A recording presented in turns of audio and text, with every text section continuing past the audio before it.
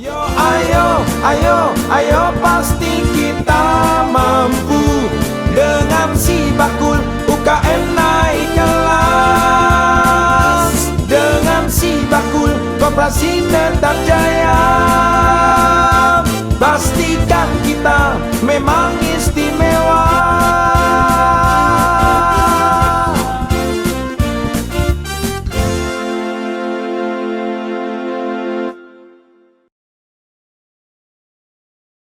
Bono 6.1 Geronimo the Real Sound of Jogja. Balik lagi di Sidilan Ganja Muda Si Bakul Jajah Desa Milangkori. Dan kali ini kita lagi ada di suatu tempat yang cukup syahdu karena tadi habis hujan deras banget. Sekarang kita lagi menikmati enaknya kita bisa lihat embung di sini Ganja Muda ya. Dan pastinya Sidilan kali ini terselenggara karena kerja hebat dari Dinas Koperasi dan Usaha Kecil Menengah Daerah Istimewa Yogyakarta dan didukung sepenuhnya oleh dana keistimewaan pastinya ya. Dan di kesempatan kali ini Rita nggak sendiri, seperti biasa selalu ada temennya dan banyak banget ini temennya ya. Mungkin kenalan dulu dan dari yang ganteng banget. Ini saya ngasir kainnya loh mas. Boleh, bisa dibeli. Ibah boleh? Oh jangan Ibah. Monggo.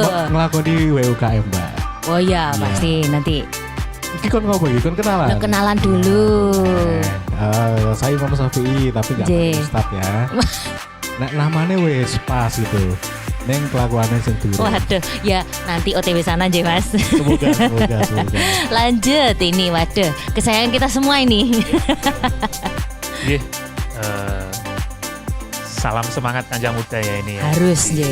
Telaga Kemuning ini saya baru pertama kesini Pak Lurah. Nih lihat telaga di tengah hutan. Ya jalannya cukup asik ya nanti ya. Seru Saya sekali. pikir tadi kok seperti jalan kok masih 350 meter ya bisa diakses sampai pinggir telaga. Ya, tadi sekilas Pak Lurah sudah menjelaskan di sini ya ini mungkin kawasan Managama ya. Kemuning ya.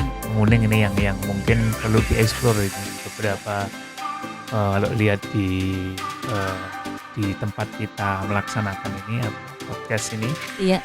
Ini memang support dari CSR ya, ini memang ini mungkin banyak dieksplor lebih dalam oleh Pak Lurah. Mungkin dalam waktu dekat Persami seru nih Pak. Oh iya. Ya. Ya memungkinkan ini memang.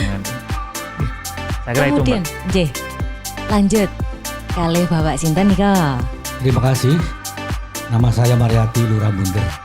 Saya mengucapkan terima kasih sekali kepada Bapak Ibu semua yang hadir di sini, terutama para dinas koperasi dan dari operator dari Geronimo.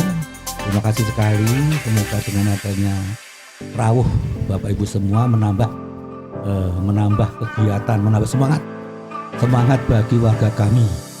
Dan perlu diketahui bahwa tadi disampaikan di kompleks ini itu sangat tersolir. Karena apa? Karena Telaga Kemuning itu masuk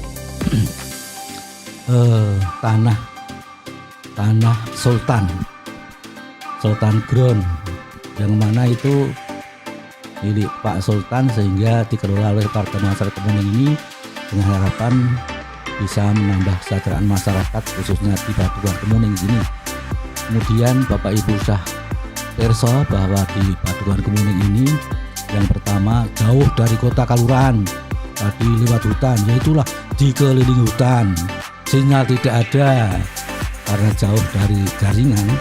Oleh karena nanti mohon bantuannya atau bisa membantu dalam arti menyampaikan kepada Kominfo supaya diberikan internet sehingga warga masyarakat khususnya pelajar itu bisa mengakses. Dan paling prihatin itu kemarin pada waktu pandemi itu jelas warga masyarakat khususnya pelajar itu datang ke Balai Kaluran berduyun-duyun untuk mengikuti pelajaran di sana.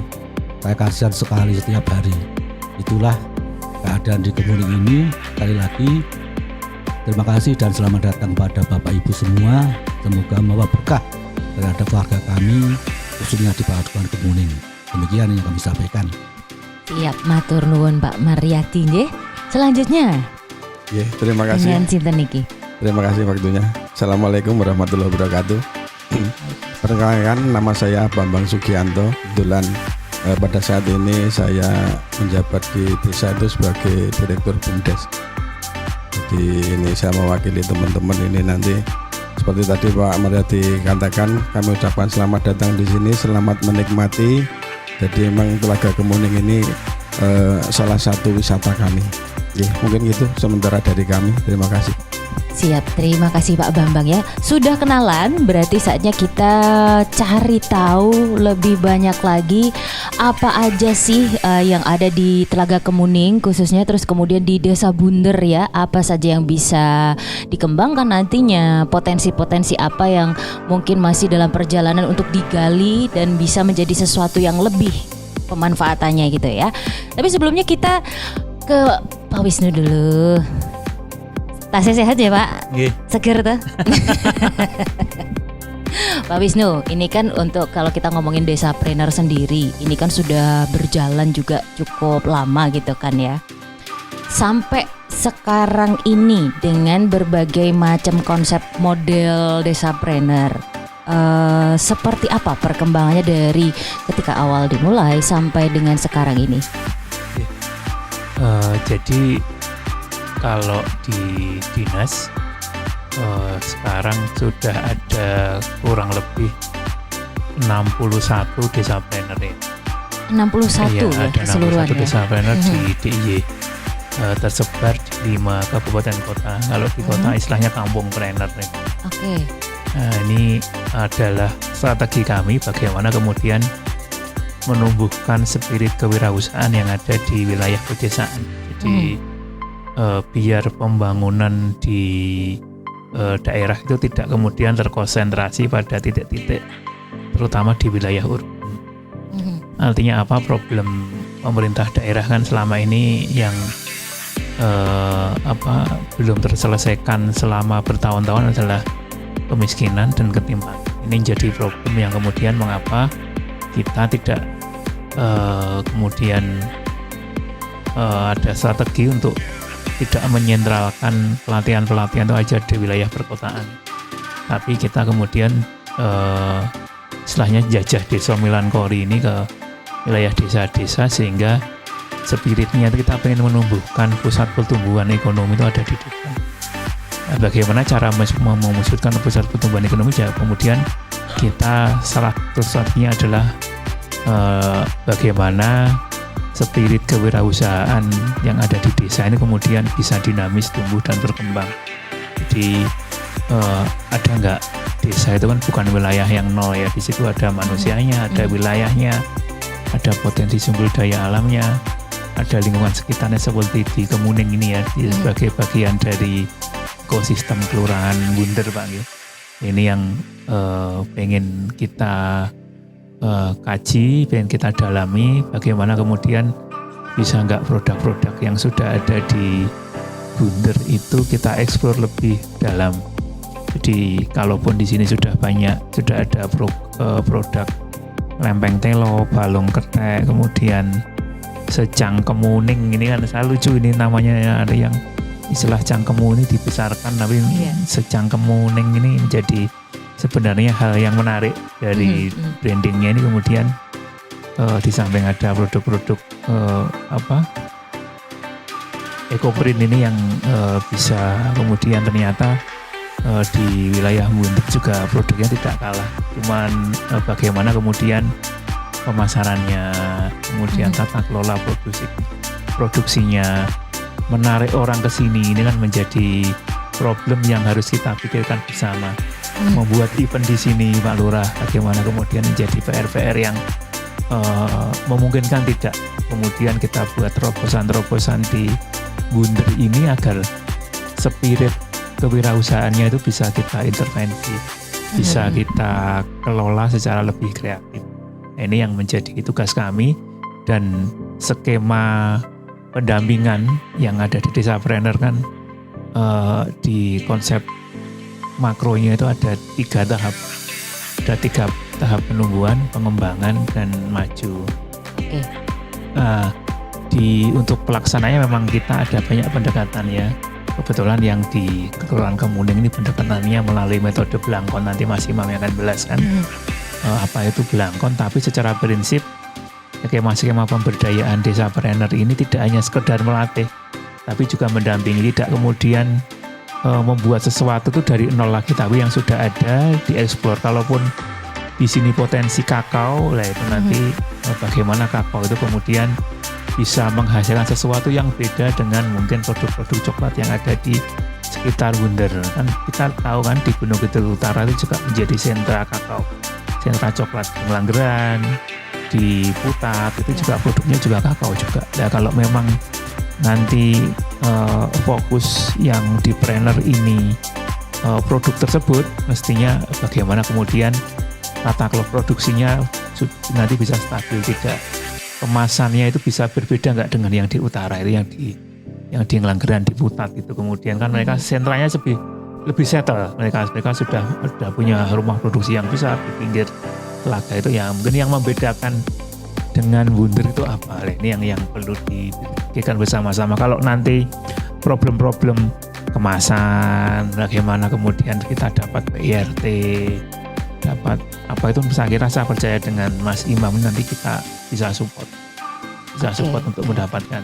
Dan ini sudah menjadi tugas tugas kami, bagaimana kemudian Mas Imam ini nanti bisa menemukan produk yang bisa didesain tata kelolanya melalui 6 aspek. Produksinya, kemudian dari kelembagaannya, dari SDM-nya, dari keuangannya, dari pemasarannya hingga literasi IT-nya. Ini yang kemudian menjadi sense kami, Dinas Koperasi untuk menumbuhkan spirit entrepreneur. Kan tidak gampang menumbuhkan spirit entrepreneur. Karena entrepreneur itu bukan hal yang muncul dari lahir, tapi harus kita kondisikan. Kita kondisikan bagaimana kemudian warga yang punya usaha ini bisa punya spirit kreatif. Karena entrepreneur itu kemudian dia orangnya kreatif, nggak gampang mati. Jatuh, bangkit lagi, jatuh, bangkit lagi. Lah ini yang kemudian perlu pendampingan secara intens. Oke. Nah, tadi sempat disebutkan ada beberapa model pendekatan ya Pak ya. Ada termasuk yang di sini adalah Blangkon, dan model pendekatan lainnya ada, kalau nggak salah itu ada Kaspak juga, Giriloji dan segala macam. Nah, sebenarnya untuk setiap wilayah bisa mungkin diterapkan dengan pendekatan tertentu, itu penilaiannya itu seperti apa Pak? Apa yang dipertimbangkan begitu? Sebenarnya tidak terlalu khusus ya. Jadi kami membagi karakter-karakter supporting. Pertama, teman-teman pendamping dia support SDM-nya bisa menjangkau wilayah-wilayah yang mana itu. Karena semua pendekatan itu kalau kita dalami sebenarnya prinsipnya sama. Ada yang Kiblat Papat Limo Pancara di Duong Kawentar itu juga dia mengemas, ada konsepnya yang berdimensi tata kelola produk, ada kemudian supply chain, kemudian pemasaran, kemudian dia mengkerucut dari 4 itu, kemudian yang kelima itu aspek pemberdayaannya yang kemudian kuat. Nah, ini sebenarnya kalau di Blangkon nanti biar Mas Imam ya, tapi kemudian ada yang G2R, Global Gotong Royong Tetrapreneur itu juga mirip-mirip sebenarnya. Dan secara prinsip sebenarnya adanya G2R, Kaspak, Blangkon atau Giriloji ini dia bisa bisa sinergis dengan konsep kami, dengan aspek-aspek yang kita kembangkan untuk menjalankan pemberdayaan melalui Desapreneur. Jadi indikasinya itu nanti muncul produk-produk yang kemudian unggulan, tidak harus satu. Kemudian ada sumber daya yang tangguh, baik itu kelembagaan yang ada di desa kemudian muncul. Saya tidak kemudian mewajibkan harus ada kelompok Desapreneur, tapi kalau memang di desa ini disepakati kelembagaannya bentuknya koperasi, kemudian BUMDes, katakanlah kemudian ada kelompok wanita tani, itu disepakati menjadi kemudian mengembangkan entrepreneur produk, itu silakan saja. Tapi kalau memang belum ada, bentuklah kelompok Desapreneur. Biar apa? Nanti support melalui desa itu sudah ada lembaga yang kemudian mewadahi ketika intervensi itu kemudian bisa kita lakukan. Nah, apalagi kalau aspek yang kuat dalam peningkatan kapasitas kan ada 3 kunci di kami. Kalau regulasi kan di kami ya, sudah ada ya, regulasi di desa juga ada Perdes, kemudian SDM, yang ketiga kelembagaan. Nah, SDM ini yang kemudian bagaimana mereka itu kemudian sebenarnya kuncinya. Jadi kunci dari tata kelola adalah spirit kewirausahaannya. Ya bagaimana Mas Imam itu punya pekerjaan yang nggak mudah. Dari kalau di suatu wilayah itu kemudian masih blank, itu orangnya kemudian ya kan banyak ya, orang usaha itu banyak, tapi orang yang punya spirit entrepreneur itu tidak. Virus ini yang pengen kita tularkan di desa-desa biar mereka kemudian bisa punya semangat kreatif, semangat untuk produksi dan produktif, kemudian inovatif. Inovatif tidak harus menciptakan hal yang baru, dia bisa tiru, amati, kemudian modifikasi. Itu kan sebuah cara-cara yang bagaimana kemudian orang itu di desa, di kemuning ini dikelilingi hutan, ada telaga, sudah ada support seperti ini. Enaknya bagaimana tuh biar orang kemudian datang ke sini, gitu kan. Bisa nggak mungkin nggak ada lomba mancing di sini, ada lomba panen ikan di sini. Nah, kan perlu kita identifikasi ya, mungkin kalau izin ini perluasan kawasan kan mungkin harus kulon nuwun ke yang punya hutan di sebelah sini, itu kan ya. Ini nanti atau yang space yang kosong ini memungkinkan nggak nanti jadi tempat parkir biar orang kesini itu kemudian mudah. Kalau papasan mobil itu kemudian orang tumbuhan lah ini juga harus dipikirkan, dan kolaborasi antara koperasi wisata ini menjadi bagian yang nantinya juga saya juga berpikir ini nanti ketika Bunder ini memungkinkan nggak nanti menjadi rintisan desa mandiri. Jadi, makanya saya kesini lihat majikan Mas, potensinya Bunder itu apa sebenarnya yang bisa kemudian memungkinkan kita bisa memberikan support lebih kepada kelurahan. Ini dalam rangka. Oke, baik. Matur nuwun Pak Wisnu. Dari tadi kita sudah banyak sekali beberapa kali menyebut Blangkon. Nah, ini langsung aja sama empunya. Monggo Mas Imam. Siap. Blangkon ini sebetulnya salah satu pendekatan dari Desapreneur. Kalau Blangkon itu sendiri sebetulnya kalau dari konsepnya jelas mengacu ke Blangkon, tapi saya nggak akan ngomongin konsepnya, tetapi setidaknya apa sih yang kita bawa dengan misi di Blangkon ini. Yang pertama, kalau dari kata itu singkatan dari bermuatan lokal. Jadi kami itu pengen mendorong produk-produk dari desa atau potensi desa yang memang dia punya muatan lokal. Nah, kalau di Bunder ini banyak sekali produk yang dengan muatan lokalnya tinggi, dari mulai balung ketek, terus mulai secangkemmu, lempeng telon dan sebagainya. Ini rata-rata memang bahan bakunya ada dari lokal sini. Asli dari sini. Asli dari sini. Oke. Selain itu juga di sayap, kalau kita ke sayap bagian utara Jalan Wonosari, utara atau utara Pak ya, itu ada potensi kakao juga yang sebetulnya juga hari ini sudah mulai digarap sama warga. Ada yang dijadikan biji terus dijual, ada yang sampai bikin pasca panennya. Jadi dari mulai biji sampai dia punya produk. Hanya saja hari ini nggak dibawa sebetulnya ada produk jadi juga dari kakao itu.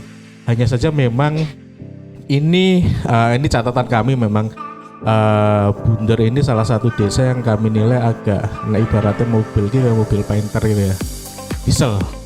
Jadi panasnya ki suwe Pak. Karena tahun pertama ki kita dorong-dorongnya ranek panas gitu ya.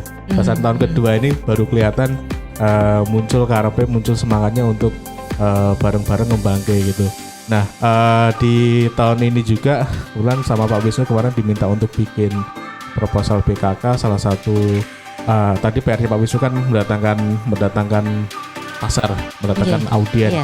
Nah, rencananya salah satu yang kita kerjakan di tahun depan itu dengan PKK-nya bikin semacam tempat di daerah pinggir jalan yang nantinya bisa jadi rumah produksi, bisa jadi showroom yang memang pengennya ini jadi salah satu pintu lah salah satu pintu untuk menggeret orang mau datang. Nah, dari apa yang bisa menggeret ya, nah setelah kita identifikasi sebenarnya ada banyak produk. Hanya saja kita perlu melokuskan satu yang memang bisa menjadi daya tarik. Kemarin sempat rasa-rasa dengan teman-teman, nanti Pak Bambang dan Pak Lurah bisa cerita gitu. Salah satu yang pengen kita dorong lagi ya yang di kakao itu, karena memang potensinya ada dari mulai pembibitan sampai pasca panennya itu ada alat-alatnya juga sudah lengkap sebetulnya. Hanya saja memang belum optimal. Itu dari sisi bermuatan lokalnya. Terus Blangkon yang kalimat yang kedua itu bersaing global. Bersaing global itu memang mimpi kami bahwa produk-produk ini setelah di treatment ya mereka punya daya saing. Daya saing itu dari berbagai macam aspek, memang dari mulai SDM-nya, dari produknya sendiri, dari pasarnya, digitalnya, kelembagaannya, dan satu lagi dari sisi keuangannya. Nah, sebetulnya misi di Blangkon itu ada dua. Kami itu ada dua yang pengen kami kejar sebetulnya. Yang pertama memang munculin 1-2 dari pelaku UKM yang memang dia bisa jadi. Jadi kalau 30 peserta gitu, kami nggak berani mulu-mulu untuk mentarget 30-nya jadi. Paling dapat 3 aja, itu bagi kami sudah prestasi yang bagus. Hanya saja karena kita sadar betul untuk mendorong teman-teman UKM dengan berbagai ragam SDM, ragam ini ya, kemampuannya hari ini itu berat. Maka kita berpikir harus ada bridging yang bisa menjembatani mereka. Kayak masuk ke pasar itu tidak harus teman-teman pelaku UKM yang masuk pasar, tetapi kita bisa menciptakan jembatan yang bisa memasukkan ke pasar. Makanya kita yang kedua ini misinya adalah membentuk ekosistem sebetulnya di desa ini. Nah, ekosistemnya itu ya dari kepengurusan desapreneur, ada bumdesnya. Kalau di kasus di Bunder ini lebih ke desapreneur sama bumdes, baru itu yang cukup aktif. Nah, ketika ada ekosistem yang terjalin, harapannya ya produk-produknya UKM ini nantinya bisa didorong masuk ke pasar. Terus yang ketiga itu dari Blangkon itu ada yang namanya berbasis komunal. Berbasis komunal itu spirit. Kita nggak bisa ngembangin produk-produk potensial kayak gini, nggak bisa sendiri-sendiri, harus bareng-bareng. Salah satu catatan juga sebenarnya bagi di Bunder, Pak, kita masuk 2 tahun ini memang tingkat ego sektornya masih tinggi sebetulnya, terutama kalau di Bunder kan banyak pedukuhannya. Pengennya masing-masing dukuh nih, pedukuhan nih yang pengen muncul sebetulnya. Tapi kami berpikir udahlah kita pakai Bunder aja lah, pakai Bunder satu, pintunya ya Bunder, nanti yang dari pedukuhan itu ya pasti akan terdampak. Tinggal bagaimana master plan-nya ini bisa disusun agar memang kesemuanya itu bisa integrasi. Karena kalau sampai kemarin kita masuk ya pengennya masih ini muncul. Sebenarnya kalau ngomongin Telaga Kemuning itu ya memang di Kemuning, tetapi kan tetap Bunder gitu kan, tetap Bunder. Nah, nanti Telaga Kemuning itu bisa jadi pendukung yang mananya sebetulnya untuk strategi yang besarnya. Nah, itu memang di tempat kami konsepnya seperti itu, Mbak. Jadi bermuatan lokal, bersaing global itu harapannya, mimpinya, spiritnya adalah berbasis komunal. Nanti apa yang bisa dikerjakan di Bunder, teman-teman Pak Lurah atau Pak Bambang bisa cerita lebih banyak juga. Tapi mimpi kami memang Bunder ini punya potensi sebetulnya yang nggak kalah dengan desa-desa sekitar, dan sangat mungkin untuk bisa dikembangkan. Apalagi hari ini teman-teman semangatnya sudah mulai kumpul, mulai bareng-bareng. Hari ini juga ibu-ibu di belakang kan pada kumpul nih. Iya. Kita ada podcast, pada nyepak-nyepak kayak gitu teman-teman. Yuk kita bareng-bareng pada mau ngumpul. Dan ya kami inilah dari 2 tahun ini kita punya kebanggaan di Bunder nih ya, masyarakatnya mulai ada pergerakan dibandingkan dengan tahun pertama. Tahun pertama salah satu desa yang kami catat itu ya Bunder. Iki mau dicoret atau mau karena memang tahun pertama senyap sekali Pak Wisnu. Ini tahun kedua alhamdulillah teman-teman mulai punya semangat untuk berkembang. Itu dulu dari saya, mungkin nanti kita ngobrol sama Pak Lurah sama Pak Bambang juga. Oke, baik Mas Imam. Sempat ada ketegangan ya di tahun pertama kok gini-gini aja. Nah, itu tuh akhirnya manuver apa yang Mas Imam lakukan pada saat itu sampai akhirnya alhamdulillahnya di tahun kedua bisa berjalan seperti ini? Sebetulnya kita banyak ngobrol sih sebetulnya sama teman-teman. Iya caranya karena bundar ini kami nilai potensinya banyak, apalagi ada embung. Sebenarnya nggak nyambung ya, bundar itu ada beberapa tempat yang kalau kita tarik garis lurus tuh bisa jadi sebuah kawasan wisata yang menarik. Apalagi kalau kita mau trekking atau trekking pipitan gitu ya, pipitan atau naik motor tuh ada beberapa kawasan yang bisa dilihat. Nah kami berpikir ini loh tetanggamu tuh banyak yang sudah naik ini, tetangga dekat kita Putat, Ngelanggeran pada naik kok. Bundar mau kayak gini-gini aja, padahal potensinya bagus. Jangankan itu Mbak, hari ini kalau teman-teman lihat produk di sini gitu ya, PIRT-nya pun masih dong deh. Dan itu kami masuk, kami beberapa ya Pak ya, kami masuk dari, saya sempat masuk ke Bundar ini sekitar 5 tahun yang lalu. Sampai hari ini PIRT itu jadi catatan. Kok bisa Mas, sudah apakah nggak daftar? Daftar. Kok kenapa nggak bisa dapat PIRT? Tidak memenuhi persyaratan, karena kalau di kampung itu kan ada dapur, sampingnya punya kandang. Oh iya. Rata-rata seperti itu. Jadi itu yang salah satu yang menjadi kendala. Nah kita akali di BKK yang Pak Wisnu kemarin kita minta proposal itu, kita pengen salah satunya adalah bikin dapur bersama. Nah dapur bersama ini nanti bisa dipakai untuk produksi, untuk apapun, dan salah satunya adalah ison ngedonge izin edarnya. Nah ketika sudah izin edar ya nanti boleh balik lagi misalnya mau produksi di rumah, asal memang standarnya standar ya setidaknya higienitasnya sudah lebih baik lagi lah. Nah nanti dikemas lagi di tempat dapur bersamanya, di brand bersama sebagai brandnya Bundar. Nah dari situlah mulai teman-teman, oh iya ya, karena kalau nggak gitu kasusnya di Bundar ini salah satu untuk PR itu catatan memang dari lama teman-teman sudah daftar, tapi ketika dicek banyak yang nggak lolosnya ada di situ. Jadi ya harus dicarikan solusi. Nggak bisa nih dibiarin aja, apalagi bangun dapur itu kan harus harus menjauh dari misalnya dari kandang itu kan agak biaya. Nah biayanya dari mana? Ya harus desa yang memikirkan. Nah kebetulan kemarin ada kesempatan untuk proposal, ya kita ajukan salah satunya adalah dapur bersama itu, termasuk nanti rumah packagingnya. Jadi nggak hanya sekedar dapur, tetapi juga termasuk peralatan packaging yang nanti bisa dipakai oleh teman-teman. Itu sih munculnya pada akhirnya muncul ya yuk bareng-bareng gitu. Oke. Jadi bakal ada semacam cloud kitchen gitu ya? Iya. Oke, seru sih, menarik juga sih ya ini. Terus langsung aja mungkin kita bakal cari tahu lebih banyak potensi apa aja yang ada di Bundar ini. Kita langsung ke Pak Maryadi dan juga Pak Bambang nih Pak. Ini ada lempeng, telo, ada balung ketek. Ini jamu J, yang di tengah nih jamu. Terus ada donat, itu cukup mencuri perhatian. Ini bahannya apa ini Pak? Terima kasih. Untuk balung ketek itu bahannya dari ketela. Kemudian untuk minuman ini jelas berkencur itu jelas dari kencur. Kemudian ada telang ya, telang itu minuman telang itu dari daun telang atau bunga telang. Bunga telang yang semuanya itu banyak di wilayah kami. Cuman sebenarnya apa yang disampaikan oleh Bapak tadi, bahwa di Bundar ini juga jelas ada industri atau yaitu pengolahan kakao maupun packing masalah kakao menjadi coklat sudah ada, cuman pemasarannya itu kurang. Kemudian ini yang UMKM ini sebenarnya itu cuma dumpleng ya, dalam pemasaran itu dumpleng. Jadi Bapak Ibu kalau ke Bundar itu di Tosorba, toko besar itu banyak sekali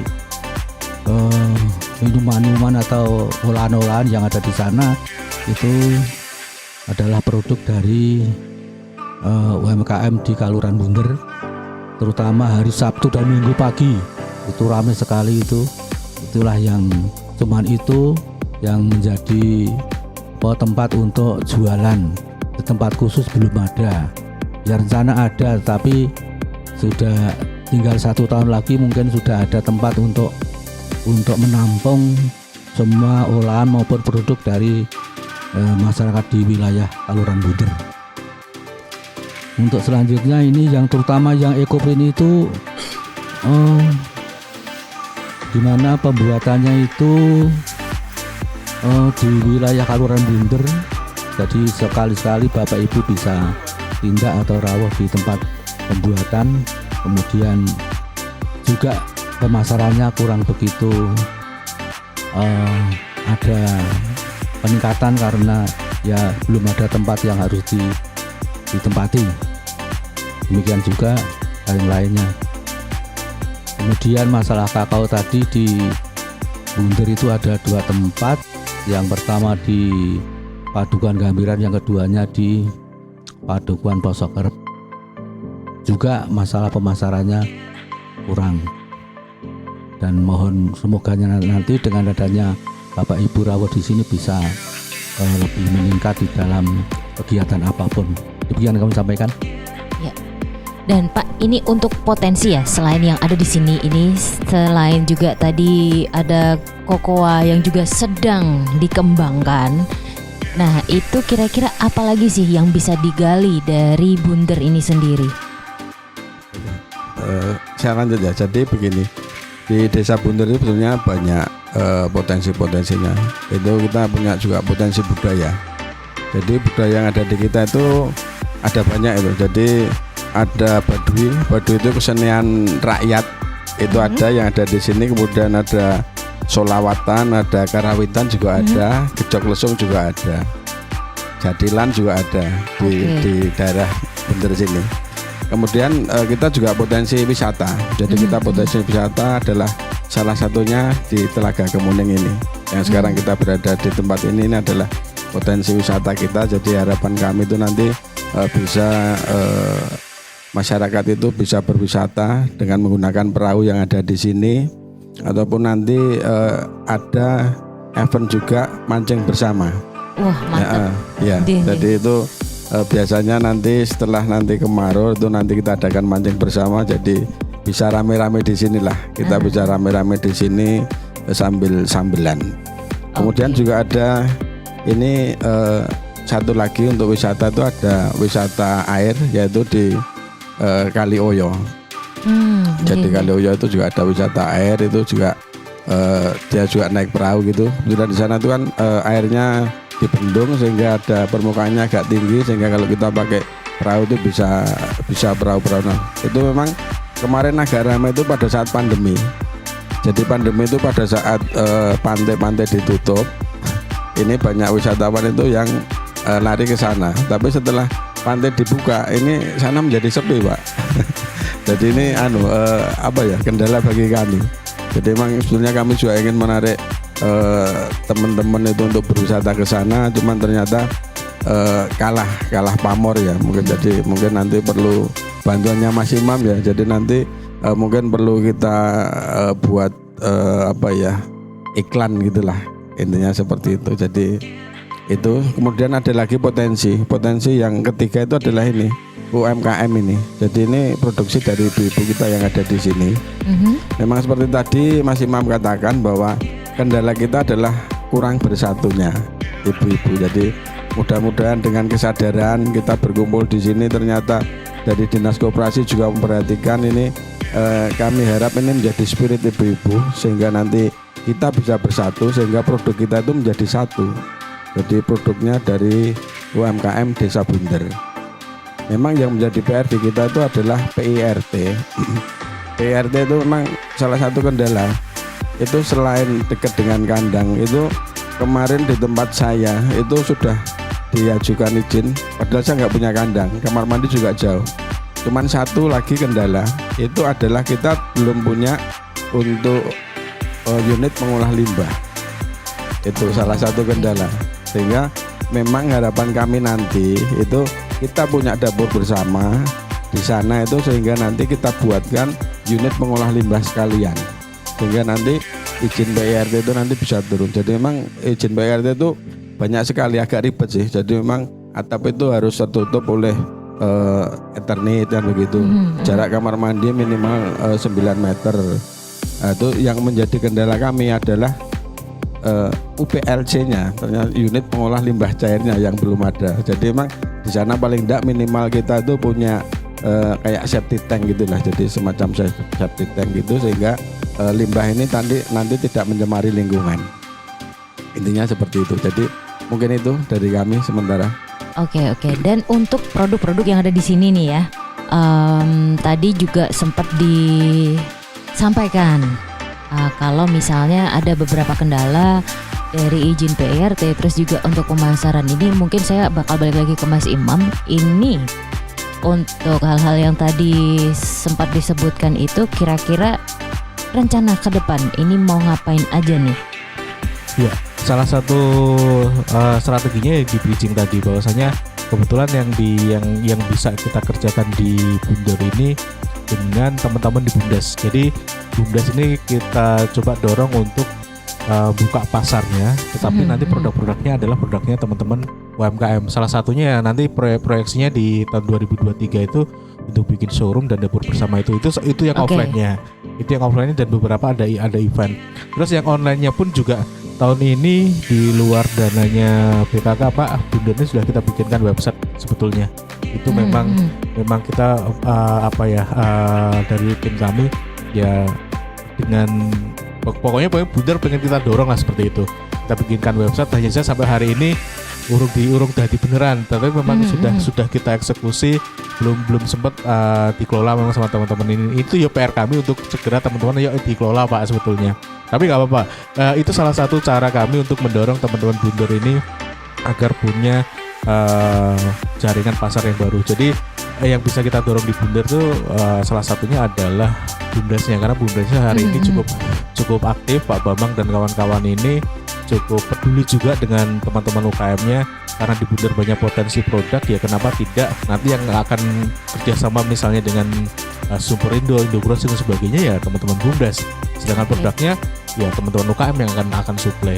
Ya setidaknya kalau belum bisa mengarah ke sana, membuat pasar lokalnya pun bisa dikerjakan dengan cara offline-nya, ataupun nanti bisa jadi bikin event-event mingguan atau pasar mingguan.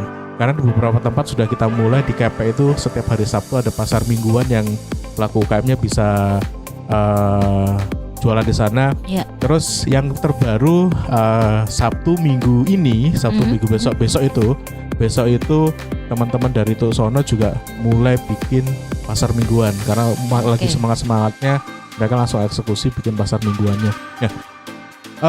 Memang terlihat simple, hanya sekedar sunmore atau pasar mingguan, tetapi jika ini bisa dikerjakan secara konsisten, lama-kelamaan ini akan membentuk, sebetulnya akan terjadi pasar yang memang jadi orang mau datang ke sana.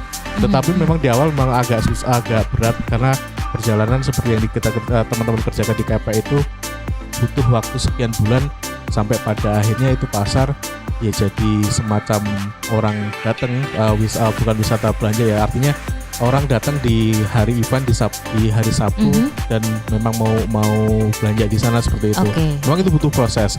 Terus yang mau jalan lagi dengan skema pasar mingguan itu ada di Kemiri. Kemiri juga mau bikin yang model-model seperti itu. Nah, yang coba kita dorong sebetulnya untuk menjembatani pasar salah satunya dengan cara seperti itu. Di luar itu ya harapannya nanti kenapa Bumdes sih ya, karena yang punya capital yang pasti. Punya capital, punya SDM, terus bisa ngembangin jaringan. Makanya kami proyeksikan kalau ada Bumdesnya yang memang bisa digerakkan ya dengan teman-teman Bumdes. Yang jelas Bunder ini Bumdesnya sebetulnya bisnisnya cukup lumayan dengan bisnis airnya gitu ya. Tinggal ngembangin unit-unit yang lainnya nih. Apalagi nanti mimpinya teman-teman itu bisa jadi kawasan wisata edukasi. Kalau nanti jadi Kako ya misalnya kawasan wisata edukasi Kako, terus nanti di showroom itu ada produk Kakonya dan produk-produk yang teman-teman bikin. Di sisi itu mereka bisa berwisata sekaligus, misalnya melihat budidayanya, melihat prosesnya, atau misalnya kalau mereka butuh alamnya ya sekaligus bisa dienggok ke potensi wisata yang lainnya. Itu yang coba kita dorong tahun-tahun ke depan di Bunder ini. Oke, siap. Berarti akan ada beberapa rencana ya ke depannya. Mas, dan dalam kurun waktu 2-3 tahun ke depan ya, apa yang Mas Imam ini sebagai pendamping dari Bunder ini dengan program Blangkonnya. Apa yang bisa Mas Imam lihat potensi yang mungkin 2-3 tahun ke depan itu bakal jadi top banget di sini? Saya itu cuma dapat cerita kemarin, karena belum ke Blitar ya. Di Blitar itu ada kampung coklat kalau nggak salah. Dapat cerita bahwasanya mereka bisa ngembangin kampung coklat yang di sana padahal tidak punya proses dari awalnya gitu. Sedangkan kalau kita melihat Bunder ini dari proses bahkan budidayanya itu ada gitu loh, tidak hanya sekedar ngolah tetapi dari budidayanya ada, budidaya fermentasi semuanya ada. Mereka yang tidak punya seperti itu bisa tumbuh jadi wisata, jadi tujuan wisata yang orang datang berbisnis ke sana. Kenapa di sini nggak bisa gitu? Itu pertanyaan menggelitik saya. Terus yang kedua, di Jogja tuh konsep seperti itu sudah ada sebetulnya. Yang kelas premiumnya ya ada coklat monggo, ada dalam coklat. Terus yang baru itu kalau nggak salah kemarin saya lihat jalan di Jalan Tamsis, di timur jalan tuh ada coklat tugu atau apa baru kelihatannya. Itu kan versi agak menengah ke atas. Nah, kenapa nggak dikembangin untuk versi rakyatnya gitu, dengan konsep ya kemasyarakatan yang mengerjakan. Nah, kami berpikir oh iya bisa juga diarahin ke sana. Nah, ya mimpi saya 1 atau 2 tahun lagi ya teman-teman bisa eksekusi sih. Terutama ya kita mulai dengan tahun depan. Setidaknya saya pesan betul ke Pak Lurah sebetulnya itu showroom yang ditempati Indokula itu ya Pak jangan diperpanjang lagi Pak. Biasa setahunnya dikontrak 7 juta. Nah ini potensinya lebih dari itu loh Pak. Jadi tidak bisa ya biar dimanfaatkan teman-teman untuk bisa ngembangin potensi yang ada di Bundaran. Itu harapan saya sih 1-2 tahun lagi Bunder bisa seperti itu. Oke, baik. Itu harapan dari Mas Imam ya. Kalau saking Pak Mariadi, Pak Bambang ngaten nggih. Ini kan lagi fokus ke kakao nih yang sedang dikembangkan dan insya Allah sih kedepannya bisa jadi unggulan juga ya. Tapi kalau dari mungkin Pak Bambang atau Pak Mariadi sendiri, cukup ada sesuatu yang bikin gatel gitu nggak sih? Ini tuh sebenarnya bisa jadi yang oke nih. Ini bisa jadi unggulan juga nih. Itu kira-kira nopo Pak? Ya, jadi gini, kalau menurut kami itu intinya kita produksi mudah selama ada bahan bakunya dan ada biayanya. Cuman yang menjadi permasalahan adalah pemasarannya. Jadi memang yang perlu kita pikirkan adalah pemasaran. Jadi selama ini pemasaran kita tuh masih dari mulut ke mulut istilahnya. Jadi memang perlu kita pasarkan secara online gitu Pak Imam ya. Jadi nanti mohon bantuannya Mas Imam. Jadi kita pemasaran secara online dan juga nanti harapan kami juga ada market offline juga. Jadi yang offline itu memang rencana kami adalah tadi disebut Mas Imam, jadi yang Indokula yang disewa itu kan dia tuh posisinya strategis di tepi jalan raya. Jadi kita tuh setiap hari itu kelewatan wisata Pak sebetulnya, terutama pada saat dari Sabtu dan Minggu itu jalan ramai sekali. Jadi pada saat di sana tuh nanti ada event apa, orang-orang itu bisa melihat ke sana. Oh ternyata di sini ada produk toh, sehingga harapan kami wisatawan yang lewat ini nanti bisa mampir. Jadi memang yang perlu kita buat adalah pemasaran yang secara offline juga selain online. Jadi nanti supaya produk ini bisa menjadi maju. Kan karena orang itu memproduksi pada saat tidak laku itu artinya mau membuat lagi itu kan ragu-ragu. Saya udah mengeluarkan modal sekian kok nggak laku-laku kan gitu. Tapi pada saat iya betul. Pada saat pemasarannya itu lancar, insya Allah nanti kan produksi itu akan berkelanjutan terus gitu loh. Iya. Nah selain coklat itu nanti juga nanti yang produk dari UMKM yang ibu-ibu ini nanti juga dompleng di situ gitu. Harapan kami seperti itu. Jadi memang pada saat kita memasarkan itu intinya adalah PIRT-nya tadi Mas. Jadi untuk kita bisa go nasional itu harus ada PIRT lah. PIRT ini yang menjadi PR kami. Sehingga PR kami ini nanti kita juga bantuan dari Dinas Koperasi ini, sehingga nanti ada bantuan gedung gitu sehingga yang dia bisa memadai, sehingga pada saat kita mengajukan izin PIRT itu secara komunal kita jadi secara kelompok. Jadi nanti harapan kami PIRT itu satu bisa melayani untuk semuanya begitu. Mungkin Pak Lurah ada tambahan monggo. Cuman sedikit yang kami sampaikan bahwa dengan adanya kakao tadi, coklat itu kan bahannya dari kakao. Sampai saat ini kebanyakan kan belinya karena kekurangan dari luar juga. Jadi harapan kami ada edukasi, ada penyuluhan terhadap warga masyarakat di dalam budidaya tanaman kakao, yang mana tanahnya itu sangat cocok sekali untuk ditanami kakao. Hanya itu saja yang kami sampaikan. Oke, baik. Tapi Mas, sebenarnya selain ini ya, telo ini, terus kemudian ini ada bahan-bahan jamu, terus secang dan segala macam. Sebenarnya tuh apa aja sih yang bisa tumbuh subur di daerah Bunder ini? Bunder ini lebih banyak ada di olahan singkong juga, ya semacam Ini paling banyak ini. yang ini ya. Semacam ini banyak. Oke. Sebetulnya ini kan yang dikemas agak lebih modern. Yang dikemas tradisionalnya jauh lebih banyak sebetulnya. Yang hanya yang sebatas di plastik, yang di pasar dijual di pasar-pasar itu lebih banyak lagi. Yang ini sedikit lebih istilahnya yang premium sih belum sebetulnya, premium belum, tapi Mas. sudah mulai mengarah ke sana seperti itu. Itu salah satunya itu. Terus kalau yang di besek itu adalah besek itu adalah donat itu ya. Oh, donat. Oh, tape. Oke. Tape singkong. Karena memang singkong potensi Paling besar potensinya singkong ya. Oke.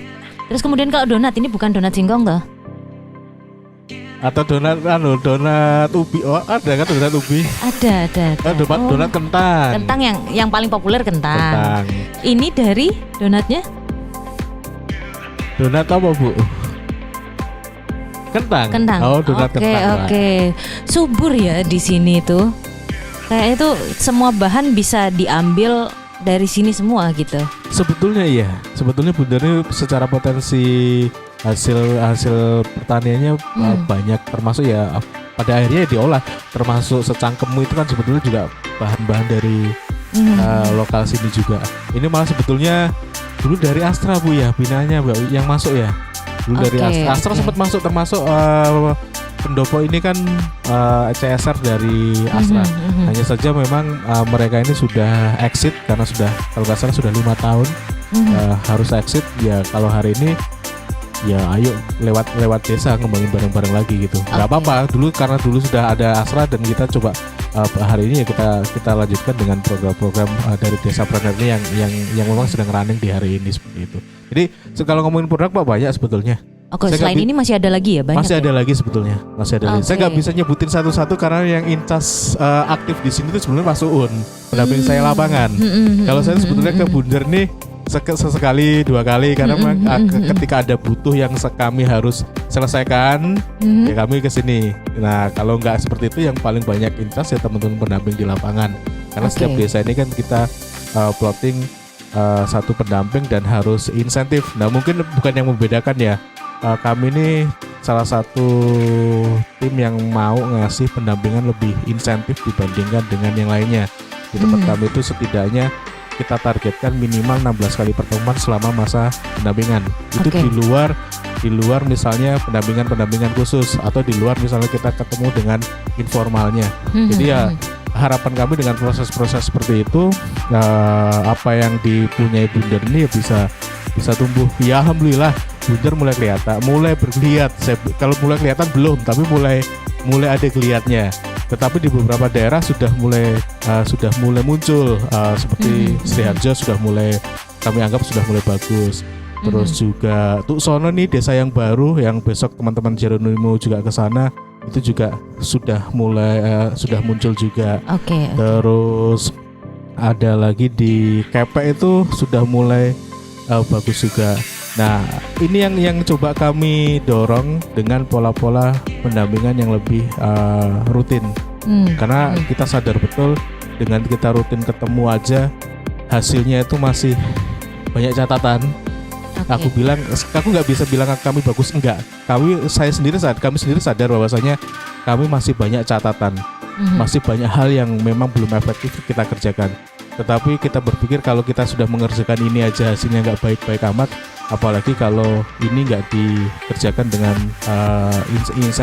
intensif ya gimana jadinya seperti itu. Nah memang dari awal teman-teman kami yang tergabung dalam pendamping itu memang kami pahamkan ya kita di sini memang harus ekstra waktu untuk ibaratnya ngopeni teman-teman di lapangan. Karena lagi-lagi pendampingan di desa planner itu kan berat Mbak sebetulnya Mbak. Beratnya apa? Yang kita hadapi itu tidak langsung ke pelaku usaha. Ada banyak multi sektor yang kita hadapi. Dari mulai birokratnya, dari mulai komunitasnya, belum lagi dari sisi UKM-nya. Jadi ini yang menjadikan proses pendampingan desa planner itu sebetulnya agak berat. Kenapa? Karena ininya harus ngeklop. Salah satunya nggak ngeklop, nggak jadi. Ada di beberapa desa yang baru-baru kami kerjakan. Itu ada 3 desa yang sampai hari ini kami nilai nggak efektif sama sekali. Dari sisi masyarakatnya iya, dari sisi pemerintahnya iya, dari sisi komunitasnya juga nggak kebangun. Itu ada 3 desa yang kami sampai hari ini itu PR. Kalaupun Pak Wisnu nanti nilai kami jelek, ya wajar karena 3 desa. Kami kan yang baru tahun ini dapatnya 6 yang baru. Dari artinya kan 3 desa ini kan 50% sendiri. Jadi ya kalau nanti dinilai gak baik ya saya wajar sih karena memang terbuka aja bahwasanya kita proses di sana perjalanannya nggak baik-baik amat seperti itu. Itu ada kami punya catatan seperti itu. Nah memang kita mau seperti itu ya kita berharap agar apa yang dikerjain oleh masyarakatnya bisa mulai kelihatan. Ya alhamdulillahnya beberapa sudah mulai muncul Pak, termasuk Bunter ini mulai bergeliat lah kami lihat. Nah, seperti itu kalau di tempat kami. Baik. Itu tadi ada beberapa unek-unek terselubung ya dari Mas Imam ke Pak Wisnu.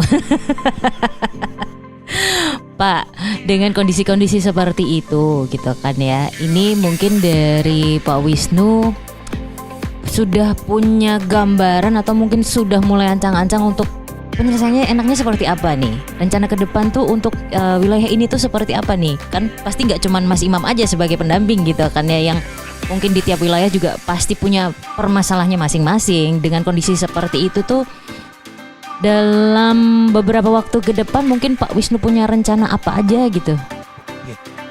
Jadi begini, pendampingan pada suatu wilayah kan punya karakter yang beragam. Iya.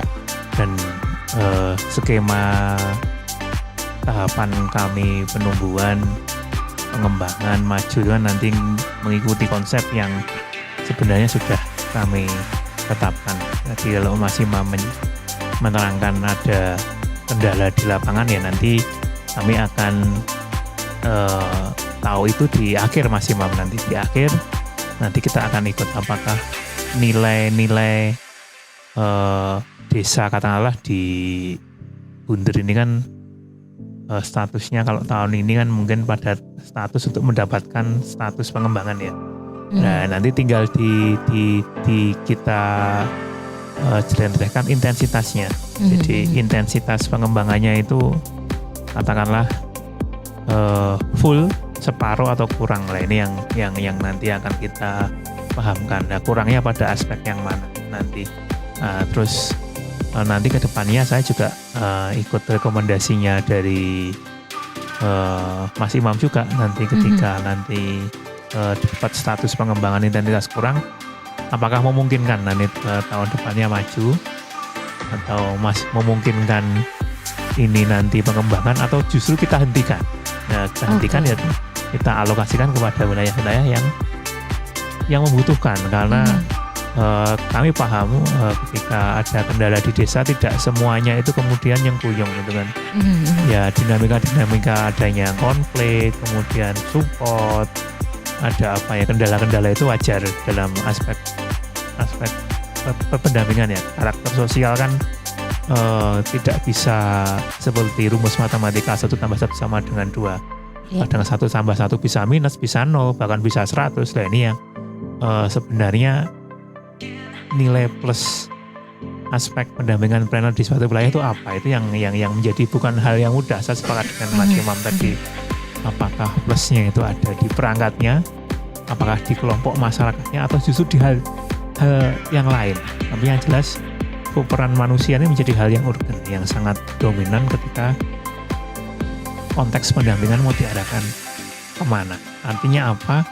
Agar alokasi sumber daya yang kita berikan nanti punya dampak, punya benefit, punya outcome gitu kan. Makanya seandainya nanti benar kita prediksi ke depannya akan mendapat alokasi PKK, lah itu nanti harus digunakan seefektif mungkin untuk kesejahteraan masyarakat, bukan untuk kemudian untuk justru untuk kepentingan tertentu. Lah ini yang kami memang ada beberapa, kalau di desa itu justru digunakan untuk ya mungkin kalahnya Pak Lurah katakanlah malah dia modal kampanye, dia untuk menumbuhkan ketokohan seseorang. Nah itu yang menjadi kemudian itu sebenarnya kontraproduktif. Memang ada beberapa wilayah yang spirit pemberdayaan itu justru muncul, dan ini bisa ditumbuhkan oleh siapa saja, ini bukan hal yang mudah.